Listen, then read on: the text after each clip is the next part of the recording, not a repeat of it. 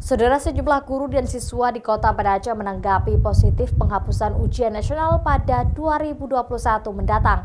Selain tidak lagi membebani guru dan siswa dengan adanya penambahan jadwal belajar, para siswa juga bisa mengeksplor diri lewat keterampilan yang dimiliki.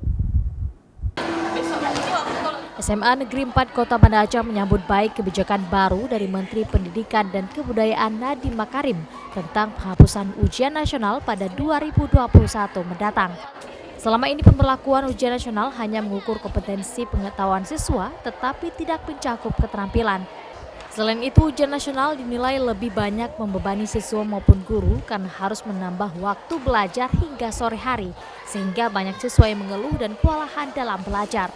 Jika ujian nasional benar-benar dihapus, guru di Kota Banda Aceh berharap adanya tolak ukur penilaian siswa untuk menggantikan hasil UN yang diterapkan oleh Kementerian Pendidikan dan Kebudayaan.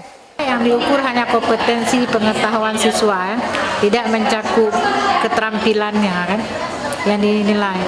Kemudian UN ini juga membebani siswa, membebani guru. Ini udah diinstruksikan Madinah harus buat les sore segala macam kan.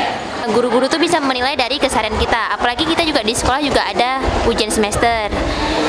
Jadi kalau menurut saya UN itu sebenarnya udah nggak diperluin lagi. Menurut guru di Banda Aceh, hasil ujian nasional selama ini juga tidak terlalu berpengaruh banyak terhadap siswa, seperti penentuan kelulusan dan keberlanjutan studi pendidikan ke perguruan tinggi. Perubahan sistem UN nantinya akan menjadi asesmen kompetensi minimum dan survei karakter siswa di sekolah. Asesmen kompetensi dan survei karakter ini tak berdasarkan mata pelajaran.